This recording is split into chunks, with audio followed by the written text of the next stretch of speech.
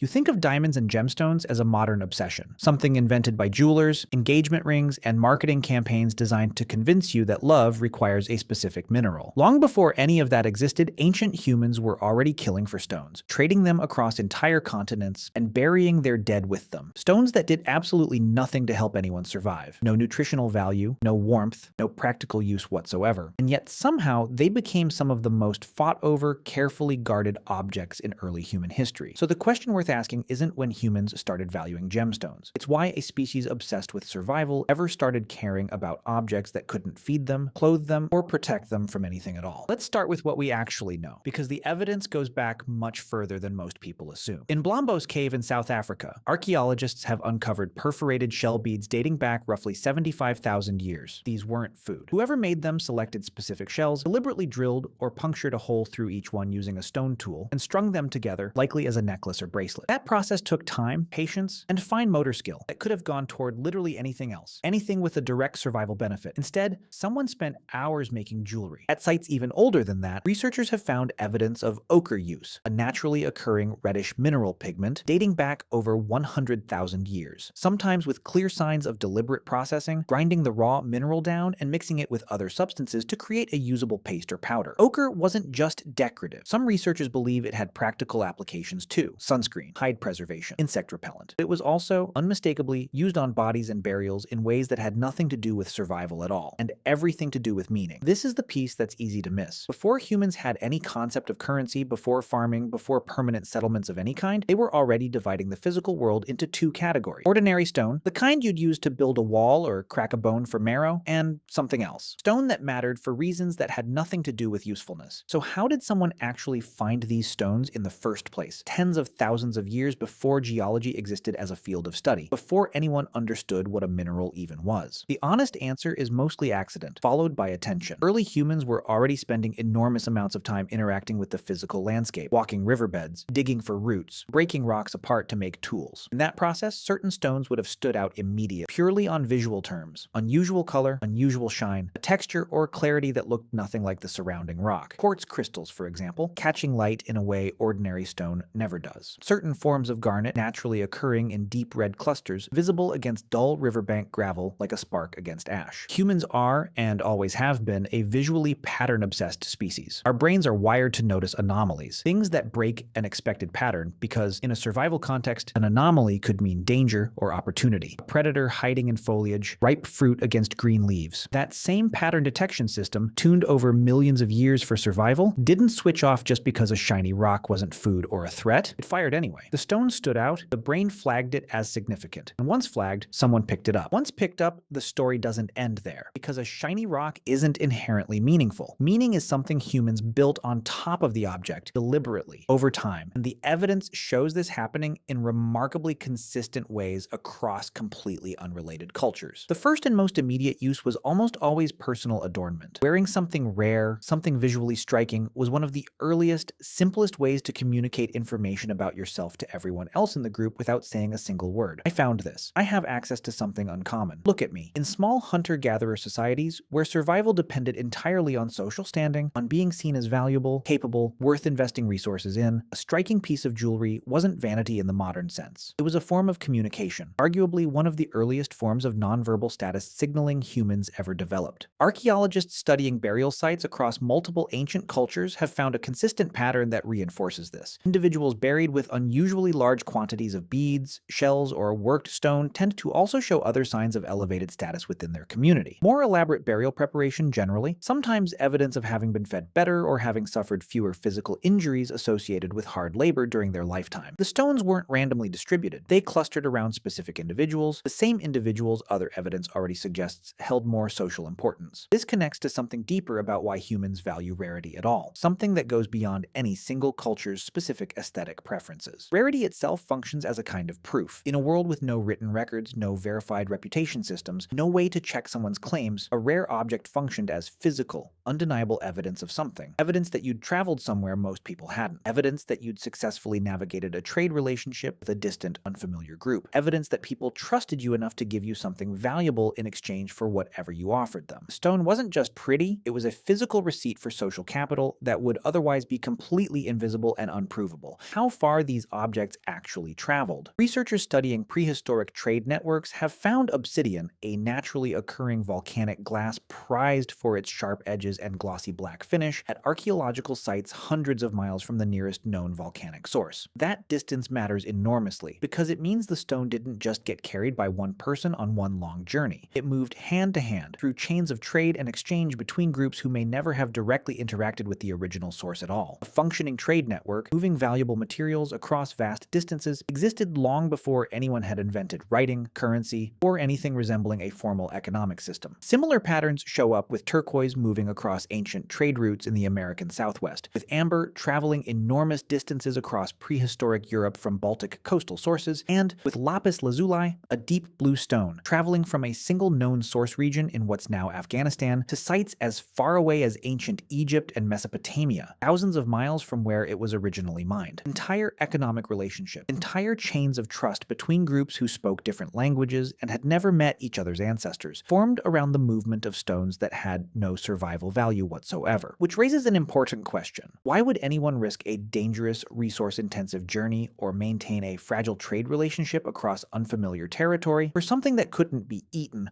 worn for warmth, or used as a weapon? The answer seems to be that precious stones solved a problem currency would eventually solve much later, but they solved it first imperfectly, using pure physical scarcity instead of an agreed-upon system of value. They were portable. Unlike food, they didn't spoil. Unlike livestock, they didn't need to be fed or cared for. Unlike land, it could be carried across any border, any language barrier, any cultural divide, and still retain recognizable value, because their rarity was visually obvious to literally anyone who saw them, regardless of what language that person spoke or what culture they came from. In a world without banks, without written contracts, without any centralized system of trust, a rare stone was one of the only things you could hand a complete stranger from a completely different culture and have them immediately understand its worth, purely from looking at it. That's an extraordinarily useful property for a species that was increasingly making contact with unfamiliar groups as populations grew and territories expanded. Beyond status and trade, precious stones took on another role entirely: protection in the psychological and spiritual sense rather than the physical one. Across numerous ancient cultures, entirely independently of each other, specific stones became associated with protective or healing properties. Turquoise, in multiple unrelated cultures across different continents, was believed to protect the wearer from harm. Certain red stones were associated with vitality, blood, and life force, likely because of their visual similarity to blood itself, an association that seems to have emerged independently in multiple cultures rather than spreading from one single origin point. This wasn't necessarily naive superstition in the way it's sometimes dismissively framed today. In a world with no medicine as we'd understand it, no reliable defense against disease, injury, or death, and no explanatory framework for why bad things happened to people, humans needed some way to feel a sense of control over forces they had absolutely no actual control over. A stone you could hold, wear, and physically feel against your skin offered something psychologically real, a tangible object to focus fear and hope onto, even if the stone itself had no actual physical effect on your health or safety. The placebo effect is a well-documented, real psychological phenomenon,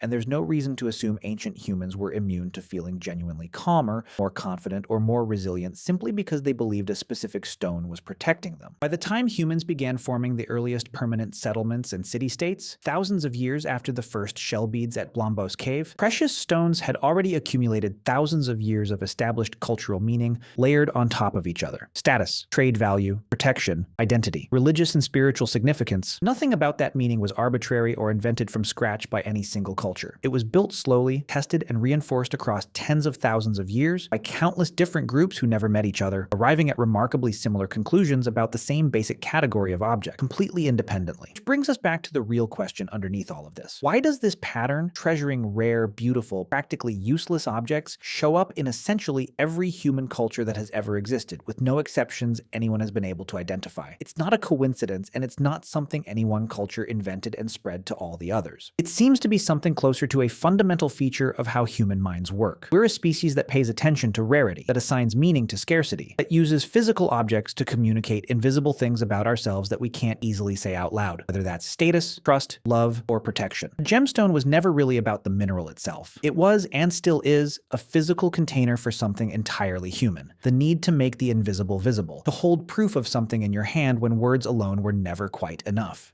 The next time you see a piece of jewelry, a ring, a necklace, a single polished stone, it's worth remembering that the impulse behind it is not a modern invention, not something marketing created, not something jewelers manufactured out of nothing to sell you. It's one of the oldest, most consistent behaviors in the entire human story. Older than farming, older than cities, older than writing itself. Someone, tens of thousands of years ago, picked up a stone that had absolutely no survival value and decided it mattered anyway. And somehow, that decision never stopped being made, generation after generation, all the way down to you.